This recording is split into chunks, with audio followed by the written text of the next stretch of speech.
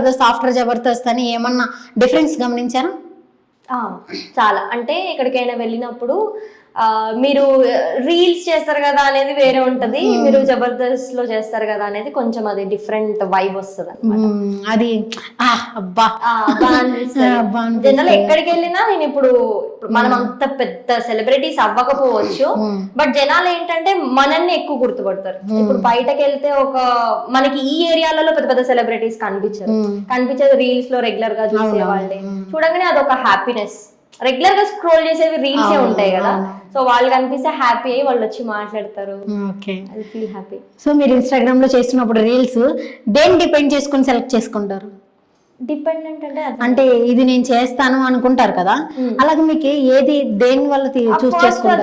అది ఆడియో చూసి దానికి సింక్ అయ్యే మేమేమన్నా నేను పైన టెక్స్ట్ మేమేమన్నా రాయగలుగుతానా అని ఆలోచించుకుంటాను. ఆలోచించుకొని సేవ్ చేసుకొని టైం ఉన్నప్పుడు చేయడమో లేదంటే అప్పటికప్పుడు చేయడమో చేస్తాను. అన్ఎక్స్పెక్టెడ్ గా అందరి యొక్క మనసుల్ని, ఫ్యాన్స్ అందరి మనసుల్ని కూడా కొల్లగొట్టేసి అలాగే శ్రీదేవి రెడ్డిగా మారిపోయారు అంత. మంచి స్టఫ్ వచ్చేలా ఉంది కానివ్వండి. ఓకే, అదే కావాలి మనకి.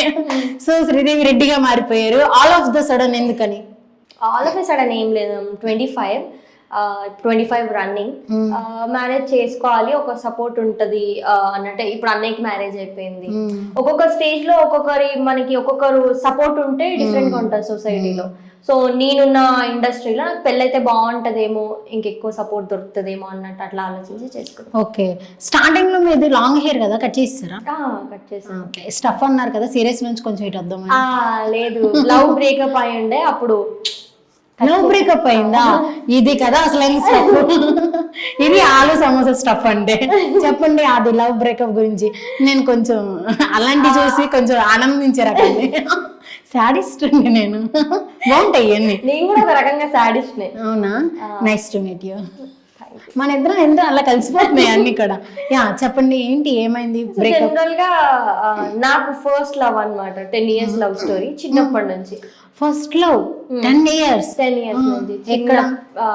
ఎక్కడ అంటే ఫ్యామిలీలోనే. ఓకే, చిన్నప్పటి నుంచి అన్నమాట. సమ్వేర్ అరౌండ్ 8th స్టాండర్డ్ అప్పటి నుంచి మాకు ఫ్యామిలీ పర్సన్ తను రిలేషన్స్ లో వస్తారనమాట. సో తనది ఒక 10 years వరకు కంటిన్యూ అయింది. At the end of the day కొంచెం ఫ్యామిలీ డిస్టర్బెన్సెస్, మాకు మ్యూచువల్ గా సెట్ అవ్వకపోవడం వల్ల మేము మ్యూచువల్ గా విడిపోయినాం అనమాట. ఇట్స్ నాట్ లైక్ నేనేదో తనని మోసం చేయడం, తనేదో నన్ను ఇట్లా ఏం లేదు. సో అప్పటి వరకు నేను ఒక ప్రపంచంలో ఉన్నా అనమాట, అంటే తన ప్రపంచంలో ఉన్నాను. ఆ తర్వాత లవ్ బ్రేకప్ తర్వాత నేను చాలా బయటికి రావాల్సి వచ్చింది, అంటే చాలా ప్రపంచాన్ని చూడాల్సి వచ్చింది. వింత వింత మనుషులు, వింత వింత ఆలోచనలు. అప్పుడు నేను ఎక్స్ట్రోవర్ట్ గా మారాల్సి వచ్చింది. తనతో ఉన్నప్పుడు ఐఎమ్ కంప్లీట్లీ ఇంట్రోవర్ట్. చాలా అప్పుడే ఎక్స్ట్రోవర్ట్ అవ్వాల్సింది, విడిచిపెట్టేవాడే కాదు కదా. అప్పుడే ఎంత అల్లరి చేసి ఉంటే ఇంత యాంగిల్ ఉందా అసలు, వదిలిపెట్టే ఇట్లాగే ఉంటుండే, బయటకి అట్లా ఉండకపోతే. మిమ్మల్ని చూసినప్పుడల్లా అందరూ చాలా మంది కామెంట్స్ కింద కూడా పెడుతూ ఉంటారు, లేడీ సరళ అని చెప్పి. కోవే సరళ ఉంటారు అలాగా. కమేడియన్ లో కోవే సరళ తర్వాత నిన్ను చూసి అంతలా నవ్వుకుంటున్నాను అని చెప్పి. సో మీతో ఇంకేమంటూ ఉంటారు? మిమ్మల్ని చూస్తే అలా అనిపిస్తున్నారు, ఇలా అనిపిస్తుంది. శకుంతల, తెలంగాణ శకుంతల లాగా ఉన్నాము అని అనిపిస్తారు. అప్పుడప్పుడు యాంకర్ ఝాన్సీ గారు ఉంటారు కదా, ఆమె క్వాలిటీస్ ఎక్కువ కనిపిస్తాయి. అంటే హీరోయిన్ తో అంటే ఎక్కువ కంపేర్. ప్రత్యూష అని ఎవరో హీరోయిన్ ఉంటారంట, ఓల్డ్ హీరోయిన్. తనతో ఎక్కువ కంపేర్ చేస్తారు. అవన్నిట్లో ఏది మీకు ది బెస్ట్ కాంప్లిమెంట్ కనిపిస్తుంది? ది బెస్ట్ కాంప్లిమెంట్ నన్నుగా చూడడం అంతే. శ్రీదేవి యూనిక్ అంతే. తను ఎవరిలాగా లేదు, తనలాగా ఎవరు ఉండరు. అసలు శ్రీదేవి గారు మీరు ఎవరిలా లేరండి. మీరు యూనిక్ అండి.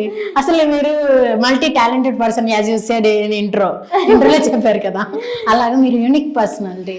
సో ఇంకో క్వశ్చన్ అడగడానికి ఎంత ఆత్మను చెప్పండి.